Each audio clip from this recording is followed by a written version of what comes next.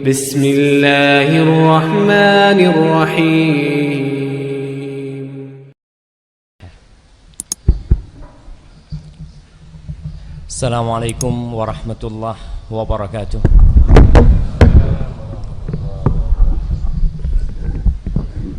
Alhamdulillah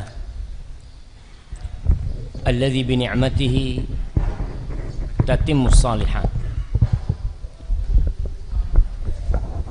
Segala puji bagi Allah Jalla Jalaluh yang karena nikmatnya kebaikan-kebaikan menjadi sempurna.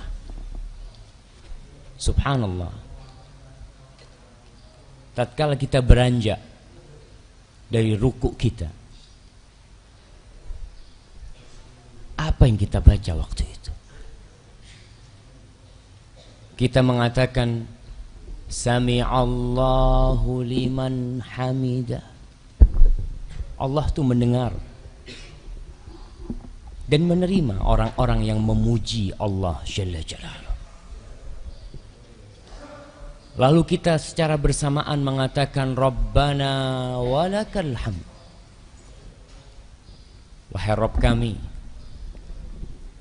hanya milikmu pujian itu.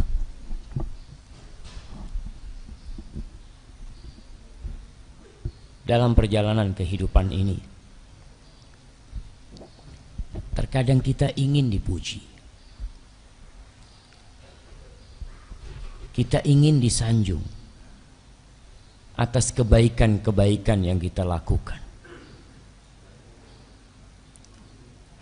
atas keindahan-keindahan yang kita rajut dalam kehidupan ini.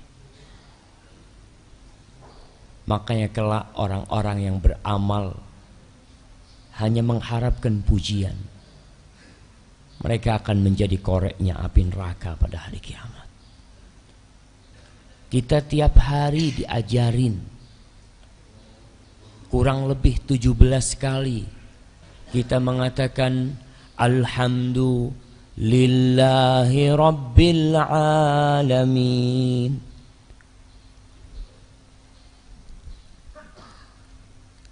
Kita tuh diajarin supaya tidak minta pujian dari orang.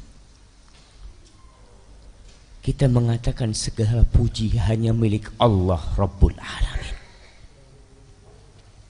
Rakaat kedua kau kembali mengatakan Alhamdulillahirabbil alamin.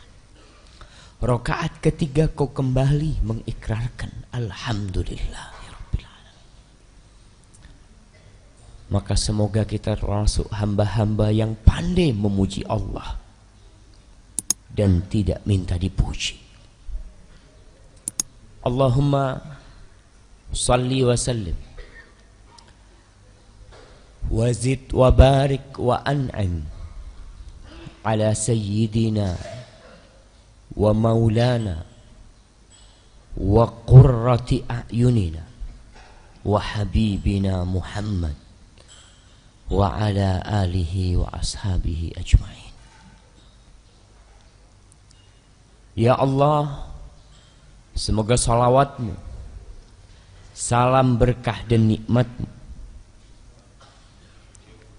senantiasa kau curahkan untuk kekasih kami, ya Allah. Untuk orang yang mencintai kami dan kita mencintai beliau. Untuk orang yang merindukan kami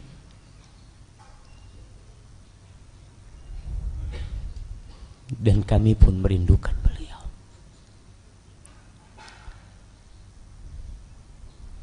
Untuk seorang nabi yang kau utus sebagai kasih sayang untuk alam semesta ini, untuk penyejuk pandangan kita.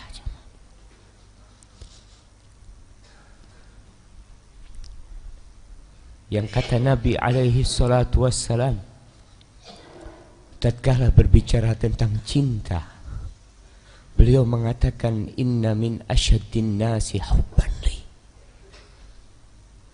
Kata Nabi, termasuk orang yang paling cinta kepada aku man lam yarani, mereka adalah orang-orang yang belum pernah melihatku. Dia ingin melihat aku. Kita pernah enggak ingin melihat wajah Rasul sallallahu alaihi wasallam? Walaupun hanya sekedar lewat mimpi.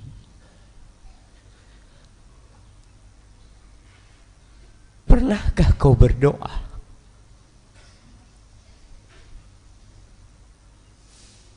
minta kepada Sang Pencipta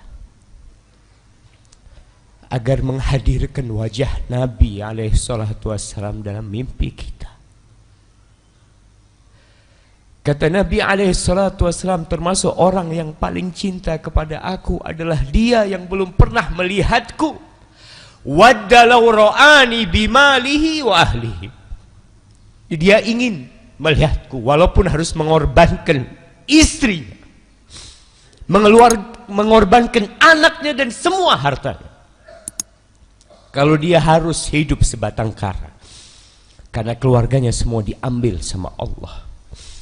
Kalau dia hidup sendirian, karena semua hartanya juga telah habis, asalkan dia bisa melihat wajah Rasul sallallahu alaihi wasallam, baru tuh kita cinta sama Nabi alaihi salatu wassalam.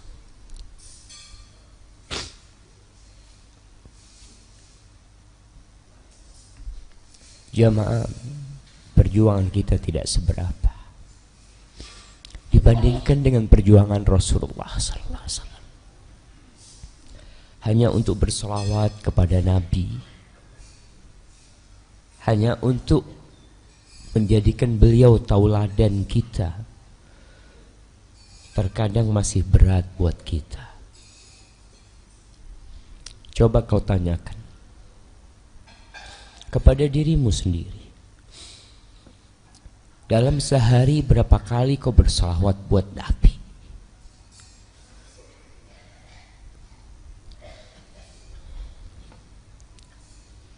Salah seorang alim ulama, ana lupa namanya, dia bermimpi bertemu dengan Imam Syafi'i rahimahullah. Dalam mimpinya dia berjumpa dengan Imam Syafi'i. Lalu orang ini bertanya, "Ma fa'alallahu bika?" Apa yang Allah perbuat kepadamu? Qala zufiftu ilal jannah au zaffani ilal jannah kama tuzafful arus. Aku tuh diperkenankan untuk masuk surga, dihantarkan masuk surga sebagaimana pengantin itu dihantarkan. Kemudian diberikan segala kenikmatan. Lalu orang ini bertanya, "Bima? Dengan apa engkau mendapatkan pahala itu? Dengan kitabmu Al-Um atau dengan kitab-kitab yang lainnya?" Kata Imam Syafi'i, "Bima qultu." Dikatakan, aku mendapatkan itu karena aku menulis di kitab Ar-Risalah. Ketika itu aku bersalawat kepada Nabi mengatakan, "Allahumma salli ala Muhammadin kullama dzakarahu dzakirun wa ghafala an dzikrihil ghafil." Aku mendapatkan itu karena salawatku kepada Nabi. Aku tulis dalam kitabku itu.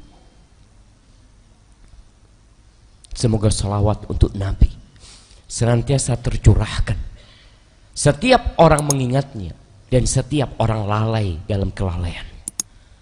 Kata orang yang bermimpi ini, pagi harinya aku buka tuh kitab Ar-Risalah dan aku dapatkan tuh salawat Imam Syafi'i buat Nabi alaihi salatu wassalam. Maka jamaah, jangan meremehkan salawat buat Nabi. Wallahi mungkin itu yang memasukkan kita ke surga. Kita tuh kadang-kala meremehkan amalan-amalan kecil. Karena kita telah berbuat besar. Karena kita telah melakukan jauh yang tidak bisa dilakukan manusia yang lainnya. Mungkin kita membangun masjid. Mungkin kita mengaspal jalan. Mungkin kita membangun madrasah. Banyak yang kita lakukan. Tapi kata Nabi alaihi salatu wassalam, la tahqiranna minal ma'rufi syai'an. Engkau jangan pernah meremehkan perbuatan baik sekecil apapun. Dan kita tahu tidak ada yang masuk surga sebagai pengganti amalannya. Masuk surga itu karena rahmat Allah. Lakukan segala kebaikan. Semoga Allah merahmatin kita. Allahumma rahmataka narju fala takilna ila anfusina tarfat ain. Jamaah rahimakumullah, pada pagi hari ini kita akan mengkaji tentang perjalanan hidup kita. Banyak orang yang berhenti tidak di tempat pemberhentian. Banyak orang yang dalam perjalanan kehidupannya ini istirahat, tidak di waktu istirahat. Kita lihat ketika kita bekerja, kalau kita istirahat tidak di waktu istirahat, sejatinya kita telah melanggar peraturan yang ada. Dan bos kita pun akan menilai kita sebagai pekerja yang malas, sebagai pekerja yang tidak sungguh-sungguh, sehingga kemungkinan gaji kita dipotong atau bahkan kita bisa diberhentikan dari tempat kerja kita. Dan kehidupan ini adalah perjalanan yang kata Rasul sallallahu alaihi wasallam, kun fid dunya ka'annaka gharibun aw 'abiru sabil. Jadilah engkau di dunia ini seperti orang asing yang sedang melakukan perjalanan. Lalu Nabi mengatakan aw 'abiru sabil, tapi kau seharusnya jadi orang yang sedang transit, yang sedang akan melanjutkan perjalanan. Kita dalam perjalanan, jamaah. Jangan berhenti di tempat kecuali antum dibolehkan berhenti. Jangan istirahat di tempat seperti orang yang istirahat tahu-tahu di tengah tol dia berhenti, ditabrak tuh dengan mobil-mobil yang lain. Ada tempat istirahat. Bahkan kalau di situ mobilmu mogok, kau harus pinggirkan. Karena tengah-tengah itu bukan tempat berhentinya mobil. Kau harus pinggirkan. Kau harus kasih tanda-tanda kalau kita ini sedang berhenti, ada masalah sama kita.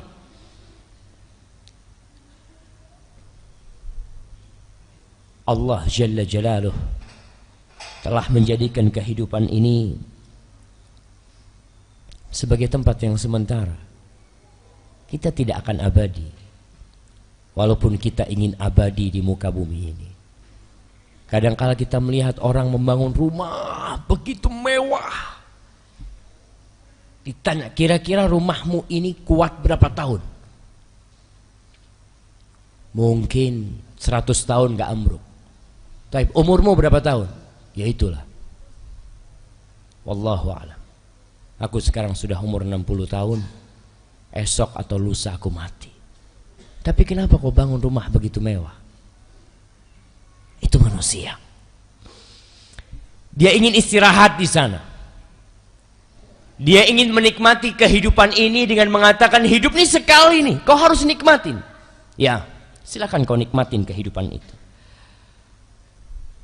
Ketika ada orang yang soleh dari kaumnya Nabi Musa memberikan nasihat kepada Bani Israel dan kepada orang-orang Egypt pengikut Fir'aun.